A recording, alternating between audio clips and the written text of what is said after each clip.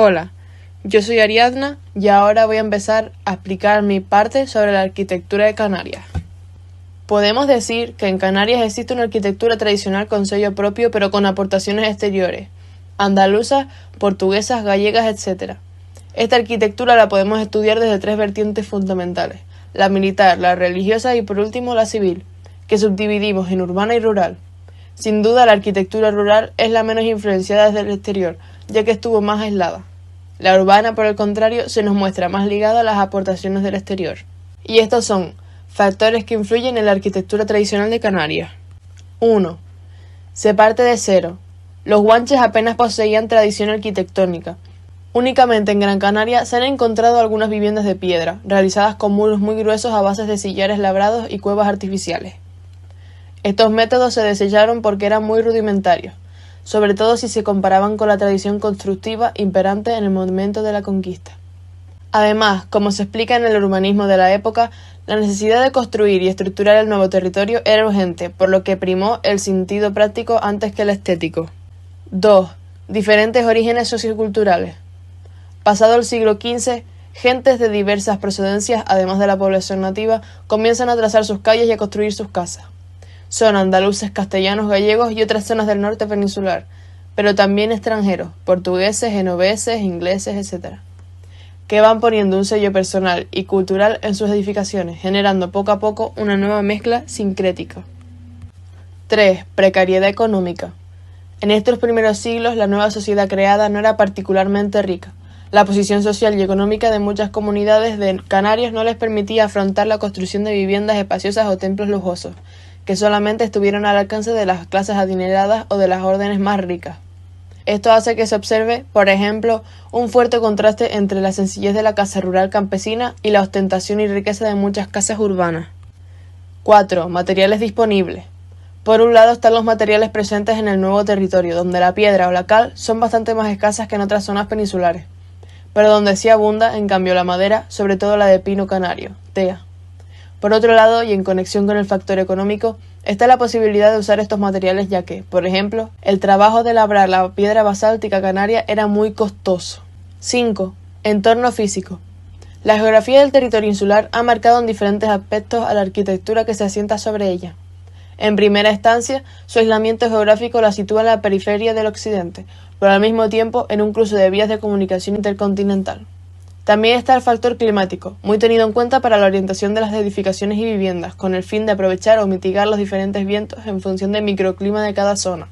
Y además, está la clara diferencia entre el clima más seco y la orografía más llana de las islas orientales, en relación a las occidentales, húmedas y accidentadas. 6. Ausencia de arquitectos. En la Canaria de los primeros siglos nos hallamos ante una arquitectura anónima o una arquitectura sin arquitectos. Los artífices de las diferentes construcciones son artesanos de forma tradicional y hasta el siglo XVIII no aparecen realmente los primeros arquitectos. Principales características de la arquitectura tradicional canaria. 2 puntos. Sencillez y austeridad. Desde el trazado de la planta hasta los aspectos decorativos, la arquitectura tradicional canaria es poco ostentosa y bastante simple. Base estilística del mudéjar, con acercamientos puntuales a otros estilos europeos que van llegando, como el gótico, el renacimiento, el barroco, el neoclásico, etc. Trazas irregulares. Las construcciones de iglesias, casas y conventos se van ampliando conforme a las necesidades, lo que provoca desajustes en la traza original y ciertos problemas de comunicabilidad entre las estancias viejas y las nuevas. Adaptación al entorno. Al contrario que la mayoría de las construcciones actuales, la arquitectura tradicional conoce el territorio y lo aprovecha a su favor. Son edificaciones bien orientadas según el clima, además de perfectamente integradas en el paisaje, además de tener un amplio uso del mampuesto y la madera. 7. Ausencia de grandes obras.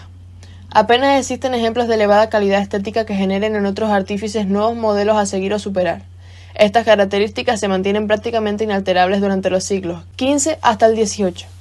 El planteamiento espacial, la estructura y la planimetría es la misma pese a que van apareciendo algunas modificaciones formales en los ámbitos más superficiales, sobre todo en las fachadas. En la mayoría de los casos se trata de edificaciones que se van construyendo a lo largo de los siglos añadiendo e integrando las partes nuevas sobre las anteriores. Aún con todo, el siglo XVI es la época de mayor apogeo en la arquitectura tradicional. Y con esto concluye mi parte sobre la arquitectura. Muchas gracias. Hasta finales del siglo XIX, la pintura canaria ha sido reflejo de escuelas ajenas, aunque tienen la posibilidad de mirar ciertas propiedades especiales, como una tendencia a la austeridad y la moderación. A partir de mediados del siglo XVII podemos dialogar de pintura en Canarias. En dichos primeros tiempos no poseemos figuras destacadas como Murillo o Zurbarán. Sin embargo, tuvimos la suerte de que el pintor Gaspar de Quevedo introdujera en nuestras propias islas una pintura de marcada tendencia zurbaranesca. Gaspar de Quevedo nace en La Orotava, en Tenerife, en 1616. Sus aportaciones fueron de fundamental trascendencia para sus discípulos y pintores posteriores hasta el siglo XIX, en que empieza a imperar la tendencia neoclásica. Las obras relevantes de Gaspar de Quevedo fueron el cuadro de ánimas de la parroquia del Triunfo de Acentejo y, así como curiosidad, es que son comunes los cuadros de las almas en el purgatorio, en los santuarios de Canarias. El siguiente es la Piedad de la Ermita del Calvario en La Orotava, la Virgen de la Merced en el Santuario de las Clarisas de la Laguna, así como distintas variantes de la Purísima. Cristóbal Fernández de Quintana era una persona tranquila y de vida sosegada, que falleció en edad avanzada en La Laguna, en Tenerife.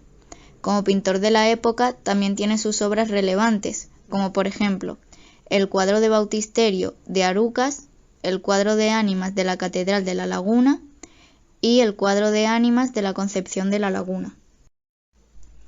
Juan de Miranda. Sus cuadros permanecen salpicados de diversas influencias, en medio de las que destacan los grabados de la era, el tenebrismo cercano al colegio sevillana, la asimetría del estilo rococó, el juego de luces y el realismo de los rostros propios de los pintores venecianos. El tenebrismo asimilado ha sido evolucionando en un periodo subsiguiente hacia una más grande riqueza de colorido. Sus obras relevantes fueron la Adoración de los Pastores en la parroquia de la Concepción de Santa Cruz de Tenerife, Moisés realizando brotar agua de una roca en la iglesia de la Concepción de la Laguna, Descendimiento de Cruz en Sevilla, y además en el Museo de Santa Cruz de Tenerife se exponen varias de sus obras. Un enorme miniaturista. En 1808 fue alcalde real y en 1815 fue destinado pintor de cámara del monarca Fernando VII. La segunda, a partir de que ha sido destinado pintor de cámara, en la que su pintura cambia sensiblemente. El pintar, de modo meticuloso, le lleva a hacer retratos en miniatura tan de moda en su etapa, que le otorgan enorme celebridad, siendo conocido por los anticuarios con el nombre de El Canario. En su segunda etapa, la obra que realizó fue retratos del monarca Fernando VII y del infante Carlos. Y las obras en miniatura fueron los retratos de la reina Isabel II y del infante don Francisco de Paula, en el Palacio Real de Madrid. Romanticismo y naturalismo. Debido en otros componentes al resurgimiento económico del siglo XIX, en los primordiales centros urbanos de las islas, el estilo neoclásico de la pintura canaria va dejando paso a una totalmente nueva sensibilidad romántica. De esta fase no se debe olvidar a los siguientes pintores: Cirilo Trulle, Filiberto Layer y Gumersindo Robaina, entre otros artistas. Realismo e impresionismo. Según Hernández Pereira, entre los pintores canarios que transformaron el paisaje común y folclorista en una concepción más directa y realista se hallan, además de Nicolás Alfaro, otros como Valentín Sanz y Carta. De igual modo, Manuel González Méndez, nacido en 1843 y fallecido en 1909, palmero que ejecuta la mayoría de su obra en París, se interesó por el paisaje con más soltura, usa la luz veleda, el suave colorido, el fondo oscuro como medio para destacar las figuras, el buen acabado de los desnudos y la justa estructura.